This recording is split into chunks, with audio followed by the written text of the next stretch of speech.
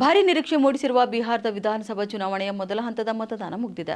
243 ಸದಸ್ಯರ ಬಿಹಾರ ವಿಧಾನಸಭೆಗೆ ನಡೆದಂತಹ ಒಂದನೇ ಹಂತದ ಚುನಾವಣೆಯಲ್ಲಿ ಇಂದು 64.46% ಮತದಾನ ದಾಖಲಾಗಿದೆ ಎಂದು ಭಾರತೀಯ ಚುನಾವಣಾ ಆಯೋಗ ತಿಳಿಸಿದೆ.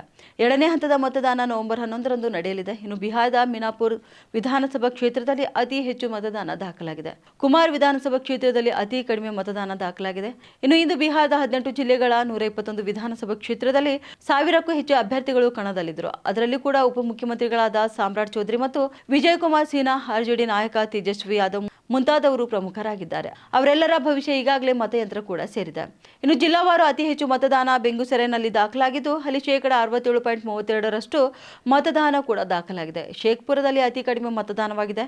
ಬಿಹಾರದಲ್ಲಿ ನವೆಂಬರ್ 11ರಂದು ಎರಡನೇ ಹಂತದ ವಿಧಾನಸಭಾ ಚುನಾವಣೆ ನಡೆಯಲಿದೆ. ಫೆಬ್ರವರಿ 2000ರಲ್ಲಿ ಬಿಹಾರದಲ್ಲಿ ನಡೆದಂತ ವಿಧಾನಸಭಾ ಚುನಾವಣೆಯ ಸಮಯದಲ್ಲೇ 62.57% ಮತದಾನವನ್ನ ದಾಖಲೆ ಮಾಡಲಾಗಿದೆ. ಇನ್ನು ಇದು ಇಲ್ಲಿಯವರೆಗೆ ಅತ್ಯಧಿಕ ಮತದಾನವಾಗುತ್ತಾ, ಆದರೆ ಈ ಬಾರಿ 64.46% ಮತದಾನ ನಡೆದಿರುವುದರಿಂದ ಇಂದು ಬಿಹಾರದಲ್ಲಿ ಇದುವರೆಗೂ ನಡೆದ ದಾಖಲೆ ಮತದಾನವಾಗಿದೆ.